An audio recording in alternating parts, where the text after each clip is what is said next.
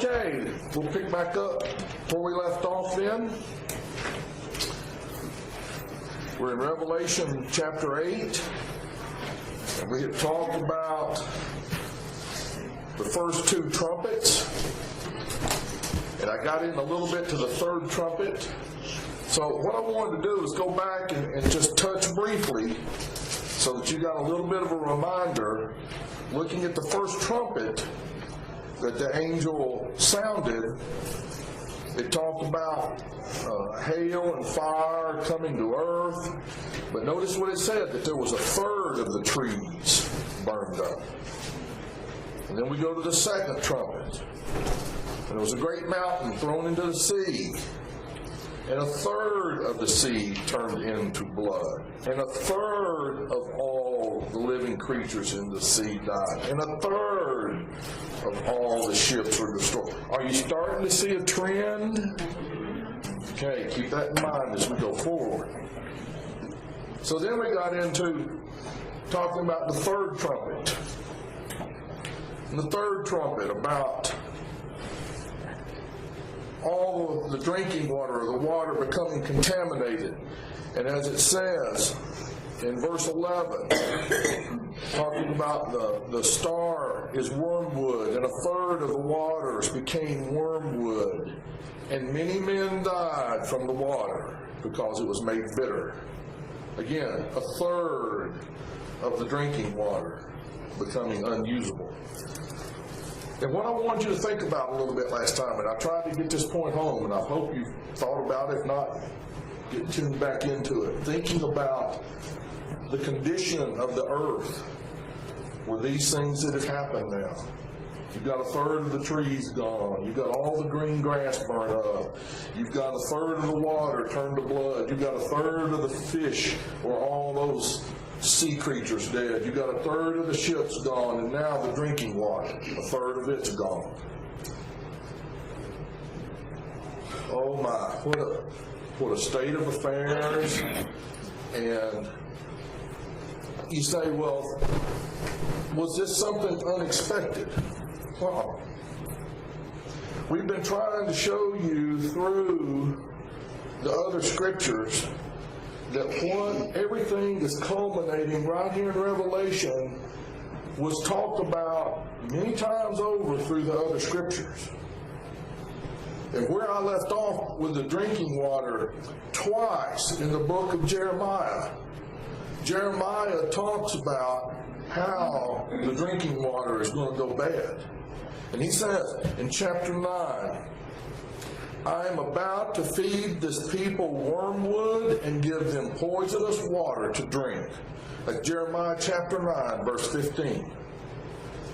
Now, God is foretelling the people of Israel there, you better obey what I'm doing, or this is going to happen. And keep in mind, everything that we're talking about in Revelation is what God is doing to this earth, to the people who have rejected Him. Because remember, the rapture's already taken place. The people have put their faith in Jesus Christ, they're gone. So now He's putting out His wrath.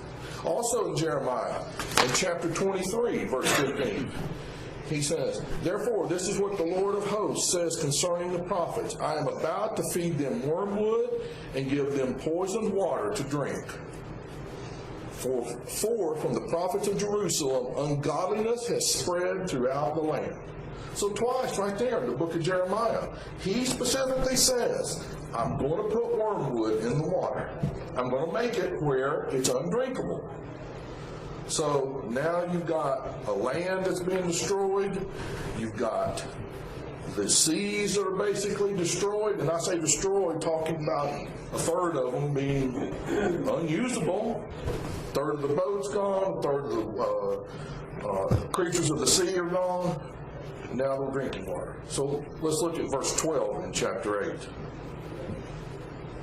The fourth angel sounded, and a third of the sun, and a third of the moon, and a third of the stars were struck, so that a third of them would be darkened, and the day would not shine for a third of it, and the night the same way.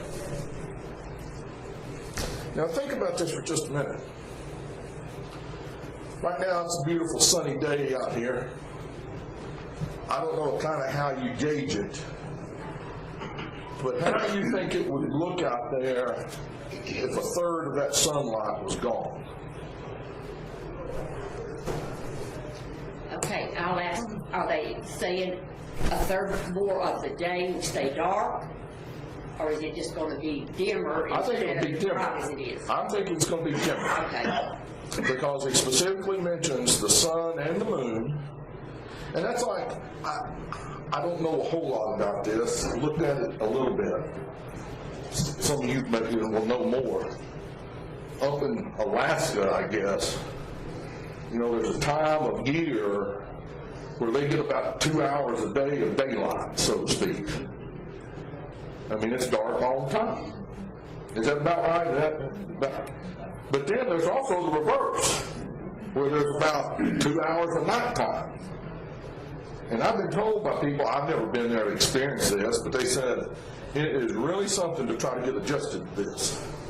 Because nighttime, you know, when you, I don't know about you, but it comes nighttime, I'm ready to go to bed. You know, you just kind of want to wind down. Can you imagine living in darkness for 22 hours a day? No. I lived there In Alaska? 18 months.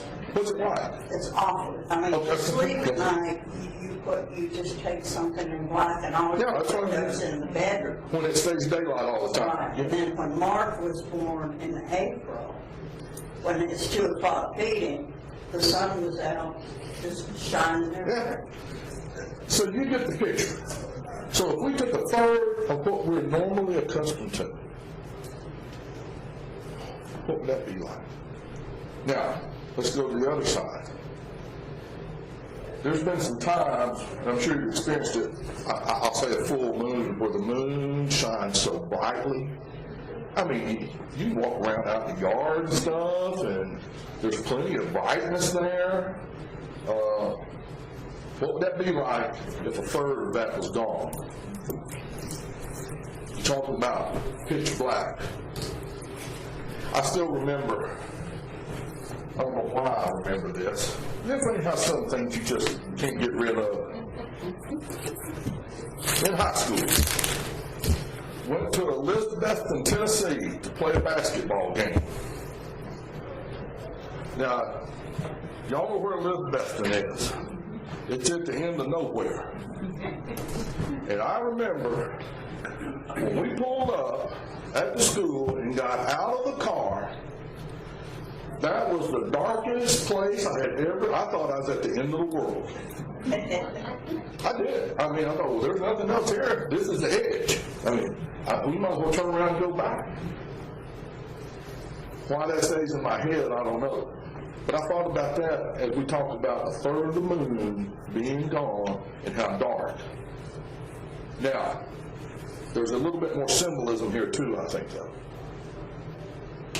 I'm going to ask you the question. If you died today, do you know you're going to heaven? Yes. Then you're not in the dark. These people are in the dark. They're in the dark spiritually, and they're going to be in the dark physically.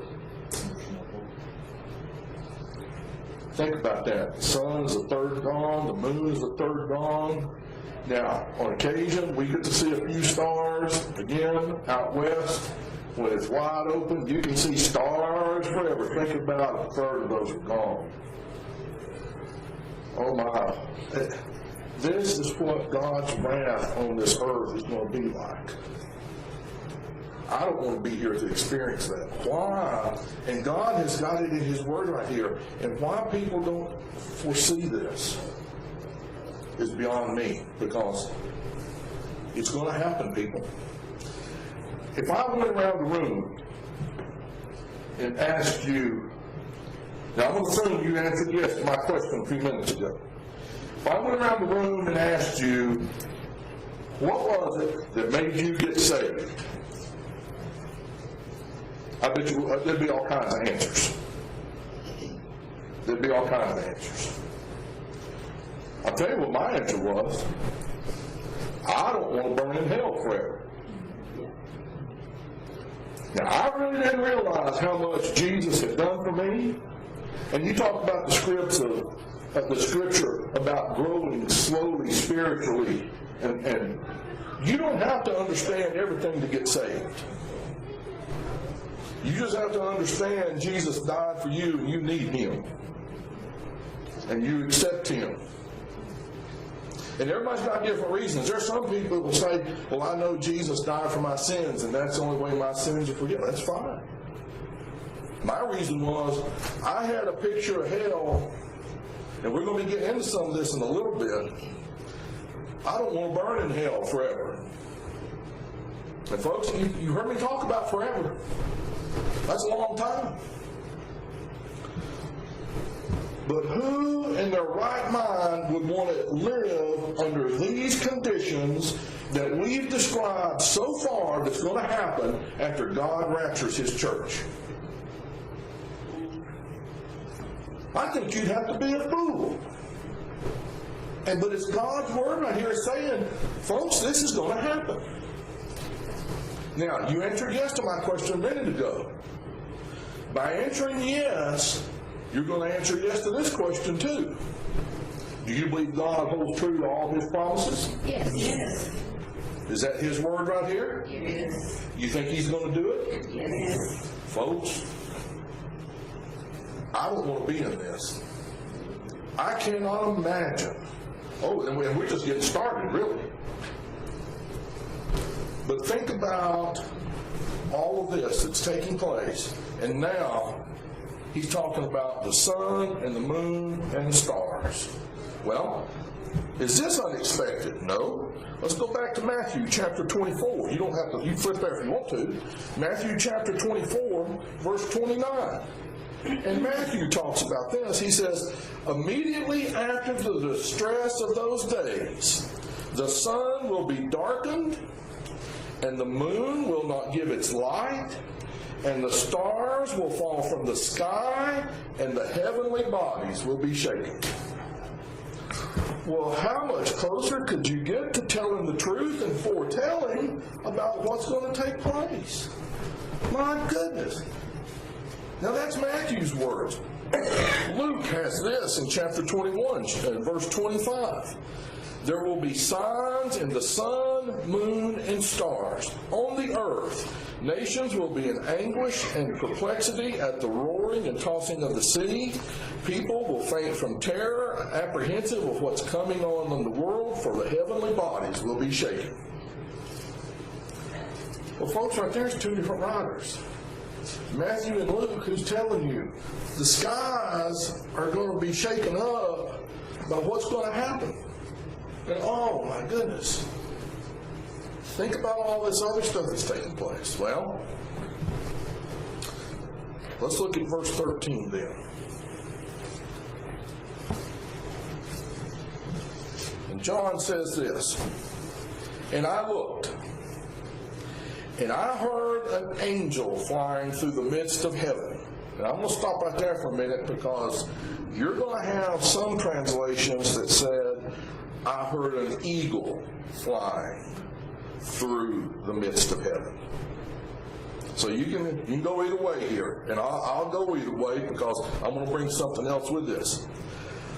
I heard an angel flying through the midst of heaven, saying with a loud voice, woe, woe, woe to the inhabitants of the earth, because of the three angels who are about to sound. Now, I hope you get, and I hope I've done an okay job kind of painting a pretty grim picture so far of the first four trumpets. You got an idea. Now you've got an angel coming along who says basically this, I'll put it in Southern, you ain't seen nothing yet. If you think this is bad, woe, woe, woe to the inhabitants of the earth. And what this angel is telling of, you got three more coming. There's three more of these trumpets that we're going to sound. And each one is going to have another devastating effect. Now, I mentioned about the angel and the eagle. Now, Ezekiel, if you go into the book of Ezekiel, there's two parables in there about the eagle. And he's talking through God's word, saying about how Babylon is going to destroy Israel. Israel's not obeying God, and he's using an eagle in there. And Deuteronomy also has a message. Deuteronomy 28, verse 49. The Lord will bring a nation against you from far away, from the end of the earth, swooping down like an eagle, a nation whose language you do not understand, a hard-faced nation who shall not respect the old or show mercy to the young. Folks, I think that was aimed at Israel at the time. But that very thing, that same verse right there could describe the nation that the Antichrist is going to try to put together that would go against the world. There's a nation coming from far away. The nation that the Antichrist wants to try to put together, this conglomerated government, is coming from far, far away. It's coming from Satan. And it says, it will show no mercy. Why? Satan doesn't care about you. Satan's not going to, they're not concerned about your soul. The only thing he wants about your soul is he wants to take it to hell. Oh my goodness, what a... So therefore, let's look at that fifth one.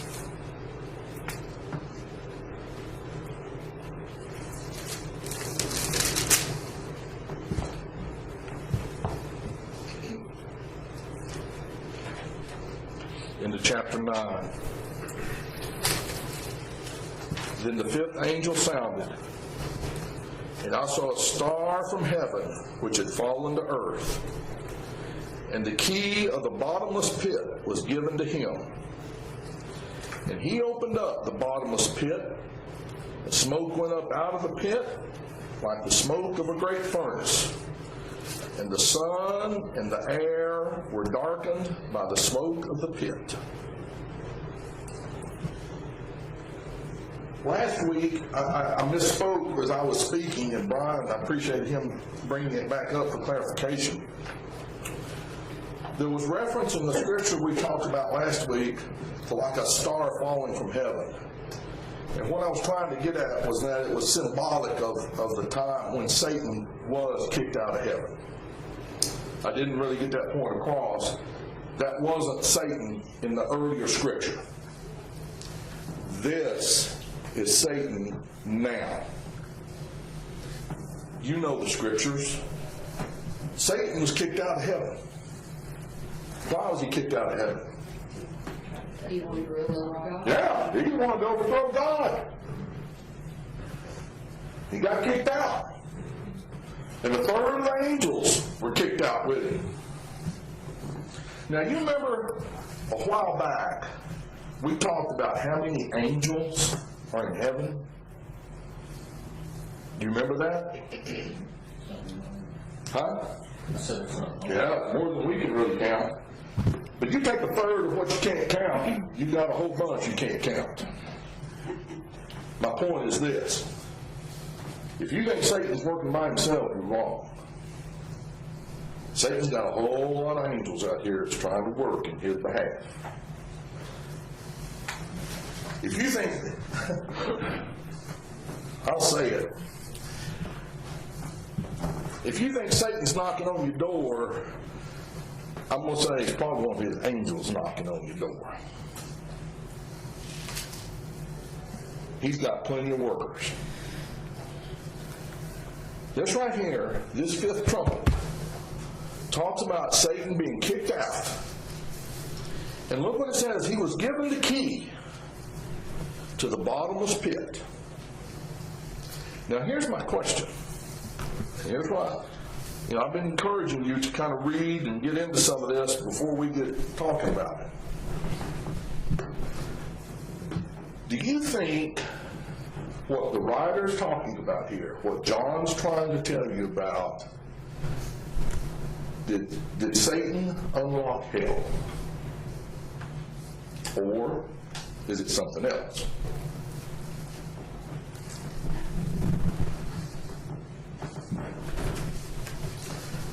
Tough question, isn't it? We think of, when we think of hell, what do you think of when you think of hell? Fire, okay. What else? A place for the damned. A place for the damned. What else? People in torture. Their torture. What else? Dark. Dark. What else? Well, it has to have a physical entity because later on it says it's thrown into the lake of fire. Oh yeah, it's real. What else? Pain. Pain. What else? I think you have your right mind. You think you will have your right mind? Or you'll know what's going on. Or you wouldn't experience this other stuff. What else? There's something else I'm kind of seeing with you. There's something else I'm going to bring up here in a minute. Lonely. You won't understand. Exactly. You're in isolation. You are burning and suffering by yourself. You're not going to be, there's going to be a lot of people in hell. But you're going to be there by yourself. You're not going to see these other people. I didn't know that. I don't believe it. I believe you are going to be so isolated, you're not going to sit there and suffer as a group. You're going to suffer individually. Is it in here? Not in this part. Okay. But I believe that is the cruelest form of torture that you could ever have. Is whenever you think you're battling something on your own, or there's nobody there to help you. There's nobody. Misery loves company. If you're having a pity party, it's always better if you got somebody to pity with. Agree? Yeah. But if you don't have anybody to pity with, you're there just hurting, and it could be, and I'm not talking necessarily about grieving, but I'm talking about some of this stuff where people, well, someone's going to hurt my feelings, I'm just so bad, and good Lord, people, get off of it. God's good, He's blessed us so much, and we ought to be thankful for what we have. Get off that. But people sit around and they'll mope and they'll want to drag everybody else down with them. And I'm sitting there saying, if you sit there and pity party, feeling sorry for yourself, by yourself, you're not nothing else going to drag somebody with you. But when you can't, what happens? It just gets worse. I have a feeling if you go to hell, you're going to be there by yourself. There's going to be lots of people there, but you're going to be there by yourself. We always talk, when we ask you the question, what do you think of when you think of hell? In the scripture right there it says this is the bottomless pit. Well, what does that mean? There's no end. There's no end to this. It doesn't. What it means is it never gets full. You can dig a hole, but eventually you fill that hole back up. Reason is it's got a bottom to it. You dig a well. Eventually that well will fill back up. It's got a bottom to it. When you got a bottomless pit, that means it goes on forever. Don't overlook that, because what God is telling us right here in His Word, saying the key of the bottomless pit was given to Him. Now I'm going to give you my interpretation, and you can stick it under the seat at the end of class, that's fine. I don't really believe this is hell that he's talking about right here. I don't believe this is the lake of fire that we're going to talk about when we get into chapters 19 and 20. But what this refers to are the demons that Satan has at his disposal, and he has the key now to unlock these and turn them loose to torture mankind and torture people. And you're going to see that with this first crew that comes out of this bottomless pit, or this abyss as it's called, because of what he's done. Look at this in verse 2.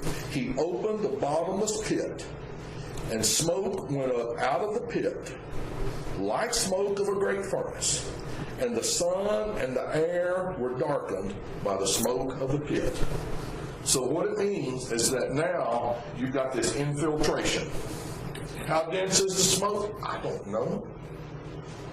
I just know what this says to me is that now that Satan has unlocked this bottomless pit and his demons, as we're going to see, these kind of unnatural things that can come out of here are going to infiltrate us, and they're going to be everywhere. How do you know it's everywhere? Well, I take that from the way the scripture's worded. What happens when you see a forest fire with smoke? Where's the smoke go? Everywhere. I think it was on this last trip Kathy and I were on. We were up there to Williamsburg. We were riding through there in Virginia somewhere. And I don't remember if I said it or she said it, but it's kind of the craziest road sign on the side of the road. It was something the state put up. Deer crossing. You know, it's got a picture of the deer. Well, I think this is almost stupid. Deer are everywhere anymore. You know, but it said deer cross or deer next 3.3 miles. Now you get to 3.4 miles, you're in the clear. You can hammer down, no deer. And I said, yeah, it's like there's a boundary or a barbed wire fence. It's going to keep the deer out once you've gone 3.3. Come on now. They're everywhere.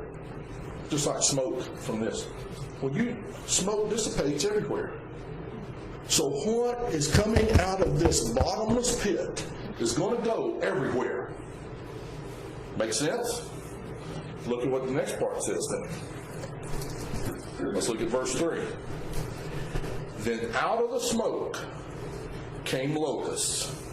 Well, let me stop right there. Wow. Does that ring a bell with anything about locusts in the Bible? Didn't God do that to the Egyptians? You know, when Moses was trying to get Moses to get the Israelites out of Egypt, and God put the plagues. Well, one of the plagues was the locusts. Well, what do locusts do? They devour things. I mean, if you see where what do you call it, swarm, I guess? A swarm of locusts, after they've been through kind of a field or whatever, oh my gosh, they chewed up everything. They devour things. They're destructive. I thought it was symbolic that this was picked again.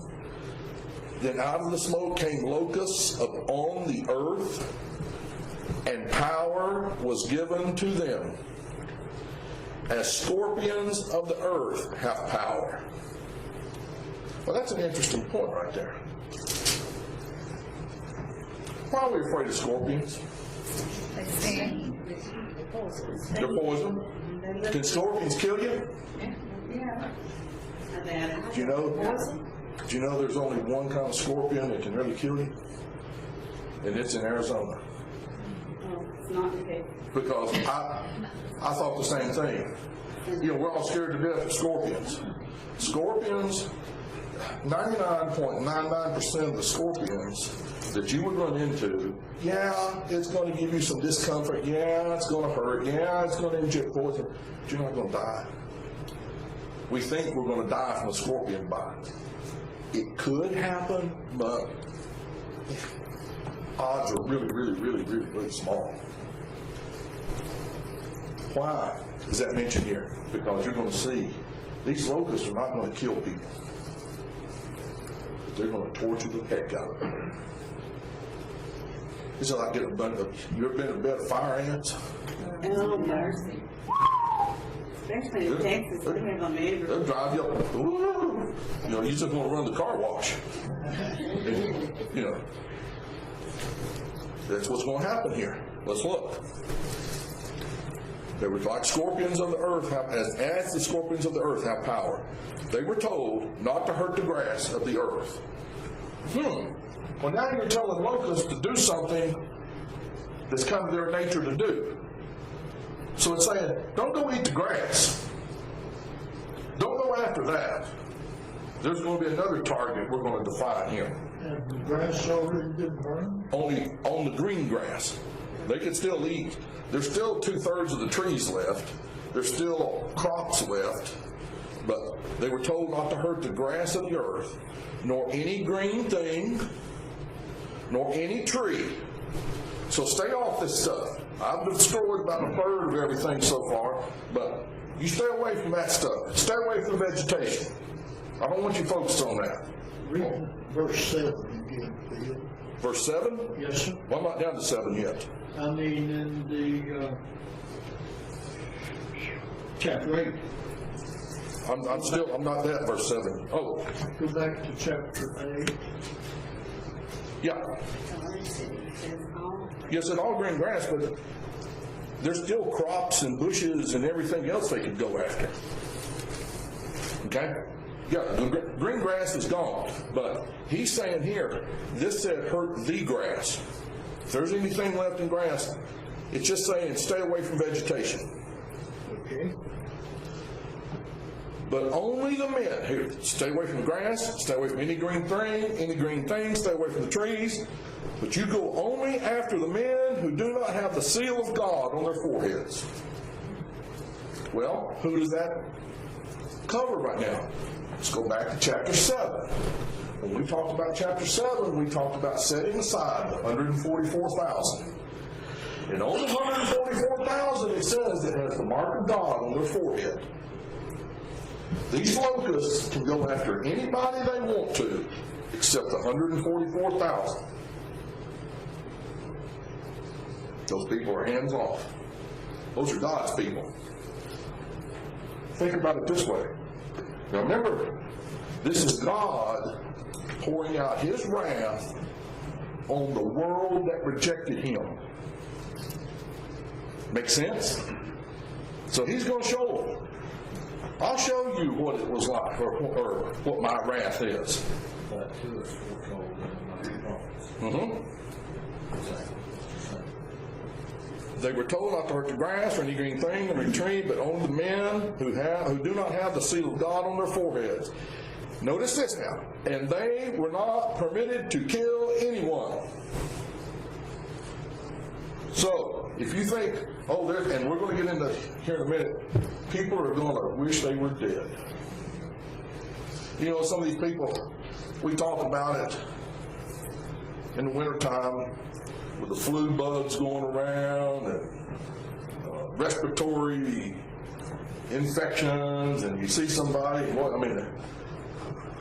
I say, well, you look like death warmed over. You know, you look bad, you feel bad. I'd have to die to get better. That's about what's going to happen here, but these people really wish they could die.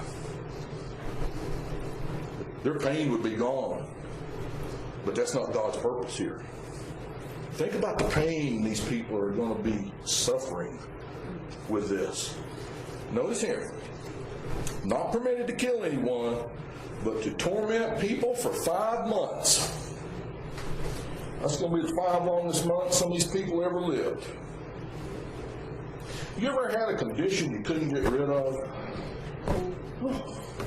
Maybe a medical condition or something where you just hurt, or and I think,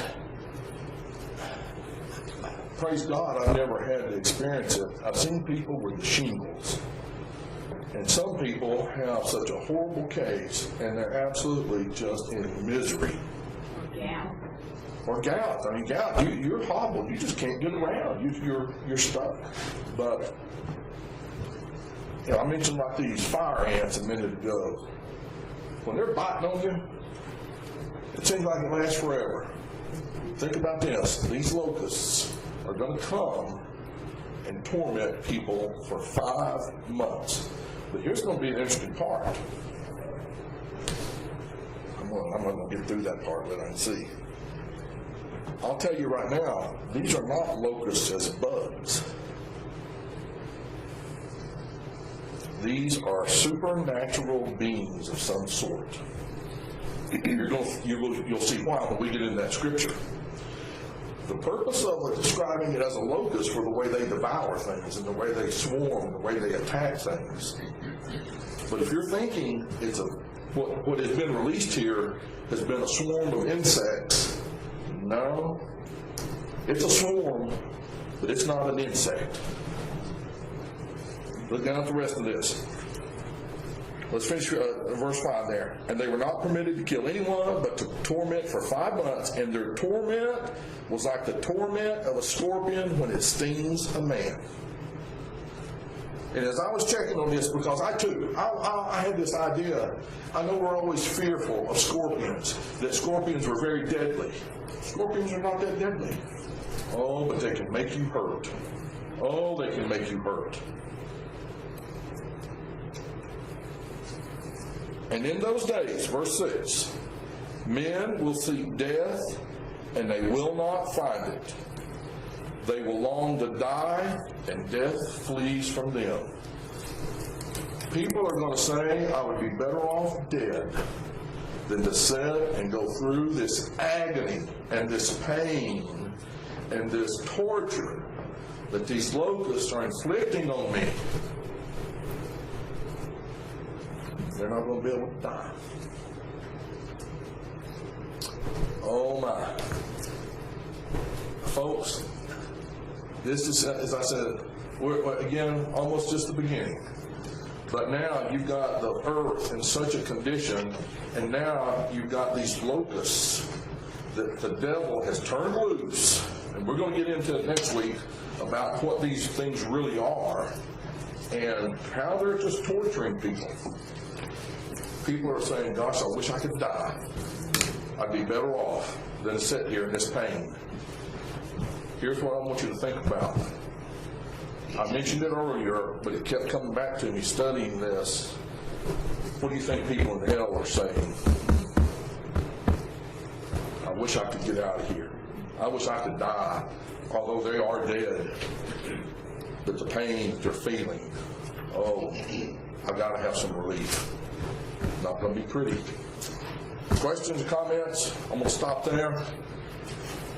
Because if we get into the next part, I'd be here through preaching and preacher